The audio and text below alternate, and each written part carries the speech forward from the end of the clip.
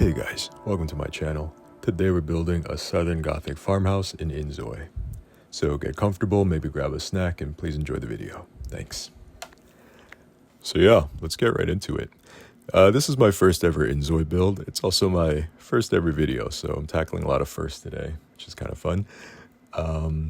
I play a lot of The Sims, mainly just the build mode in Sims 3 and Sims 4. So inZOI was kind of a new challenge for me to learn a new gameplay mechanic, definitely in build mode. And there are things that I like better in inZOI than The Sims, and there are a couple of things that I wish were improved, but knowing that the game is still in early access, everything's subject to change. But so far, I had a lot of fun building this. It was a fun challenge.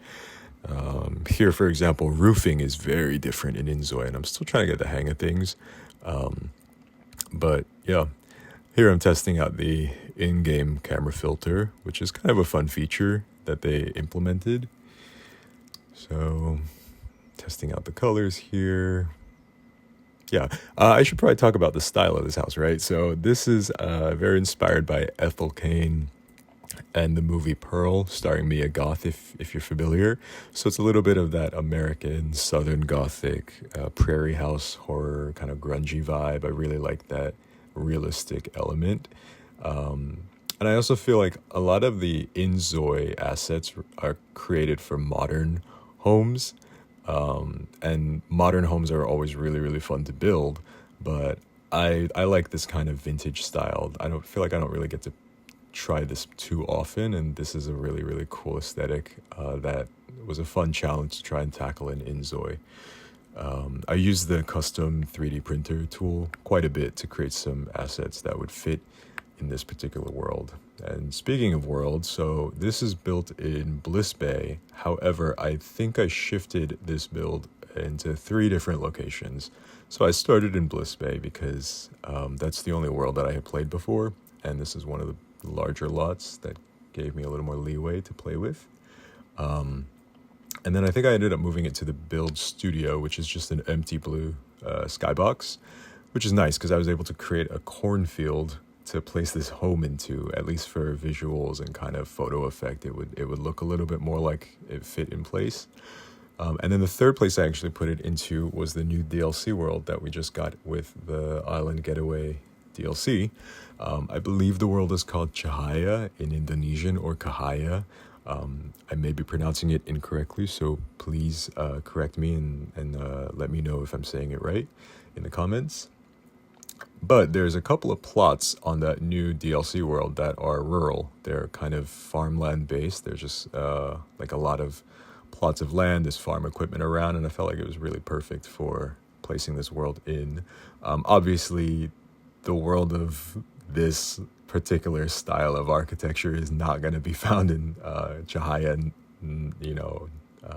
what am I trying to say? Organically, it wouldn't be there. But for just visual purposes, I felt like it was nice to put it in there. Parts of this home are actually also inspired by my grandmother's home, definitely the grandma's room. And what I mean by that is I created 2 Sims, 2 Zois, wow, to place in here. One of them is like a younger Sim, and then she lives with her grandmother. And the grandma's room is kind of reminiscent of, at least it's what I remember from my grandmother's room when I was a kid, and just parts of my grandma's house in general. Having a lot of character in this build, sort of a story line, I felt was kind of important to really sell the fantasy. That's what I'm doing here. Testing out the floor plans. I always struggle with floor plans, if I'm being fully honest. I think I focus more on the exterior of the builds.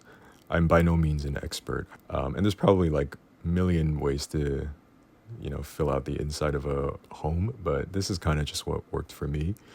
Right now, we don't have a rural kind of type world in inZOI, and I'm hoping that they do add a couple more worlds in the future. I like the 3 worlds that we have so far. I think they're really great. They're really beautiful in terms of just how they work with graphics. They're really, really cool. I like the way that the Zois interact. I don't play inZOI necessarily for the simulation aspect. I really am just using it for build mode. But yeah, I hope that there's a couple more worlds in the future. Maybe even if the ability for us to create our own worlds like we were able to in The Sims 3 would be really awesome. I will say that with the base game and the DLC that we just got, the free DLC, it came with a lot of furniture options and clutter. I wasn't expecting to have so many options to pull from, so it was a really nice surprise. I just went through the catalog, and the more I kept scrolling, and the more I just kept looking, I was like, oh, this is kind of cool. I could put this in here too. I tend to find that the more clutter you put into a build makes it look more lived in and a little more realistic, and it just helps fill out some space when there's only so many things you can put inside there. But yeah, it's just really nice having a lot of options. So I was worried that I was going to have to rely on creating a lot of custom content. Just having base game items that fit here were nice. For example, that TV that I'm putting in the living room, I wasn't expecting to have a retro television. I don't know why. I was just feeling like the game was going to come with all these modern, like touch screen tablets and smartphones and flat screen TVs that I don't know are curved or they roll up or something like that, or they can throw glitter. But it was nice to just have a couple of vintage television sets. There's a phonogram up there. I don't know if that's the proper word, the gramophone. I don't know exactly what it's called, but it's like an old record player. I think the computer I ended up using for the younger Sims bedroom is also like a 90s computer, early 2000s. It's like those big white computers. You know what I'm talking about? It's like a big cube. Recoloring here. I like that the recoloring in inZOI is so detailed. You get to do like gloss patterns, specular reflection. That's stuff that I never thought that I would see in a video game. Maybe I just don't play enough video games, but that's something that I've never really seen before. So being able to adjust every aspect, not just the color and the texture, but I could also make it more shiny or less shiny or add more specular diffusion, what have you. That was just a really cool feature to have.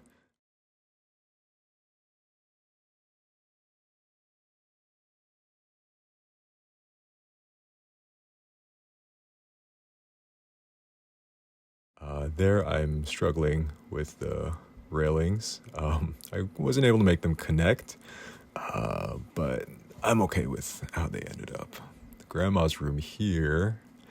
So, well, grandma's room was there for a second. I noticed looking back that I'm very sporadic, and when I was editing this video, I realized, wow, I build in the bathroom for like 10 minutes, and then I'll go to a bedroom, and then I'll go to the kitchen, and then I'll go to the living room. I just jump all over the place. And for my sake, in the future, I really should just stick to one room and get it right before moving on to the next one, because it just ends up being a nightmare to scrub through all that footage.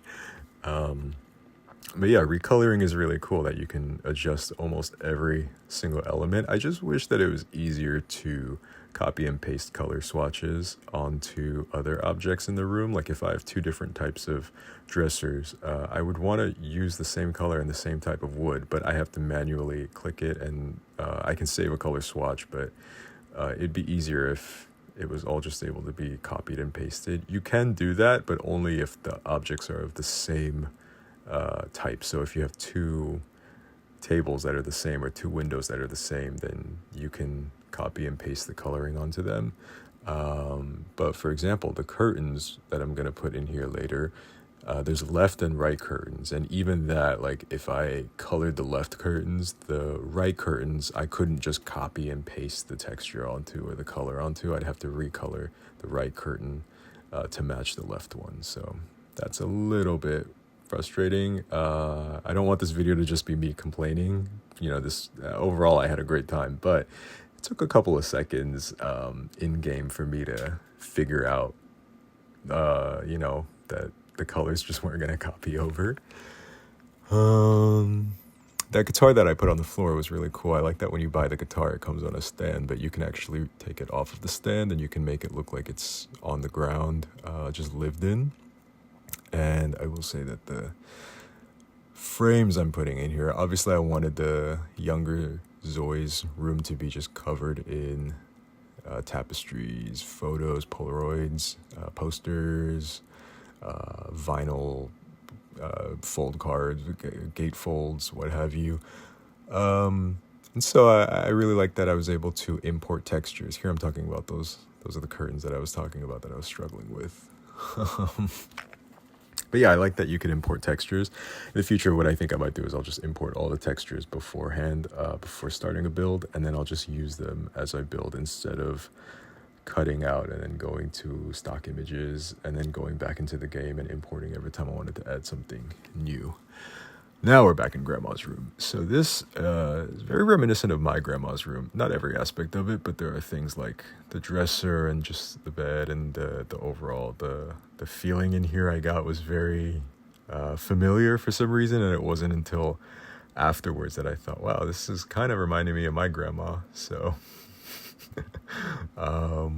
life finds a way, I guess. At some point, I ended up just resorting to using blinds instead of curtains because I think the curtains are really frustrating me, especially because there's a couple of curtains in here that you can select them in build mode, but you can't actually move them because they're closed. They're off the rack, and then you have to interact with them in live mode to open the curtains, and then you go back into build mode to move the curtains or to recolor them.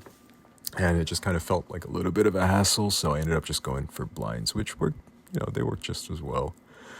And I'm just putting in a bunch of clutter. Really, a lot of the stuff isn't functional, but it's there just to look really lived in. And what I also didn't show on camera is the process of me using the 3D printer tool to scan in a whole bunch of items. I think I put in do you guys remember Precious Moments figurines? They were like these religious figurines. I think they were made of ceramic.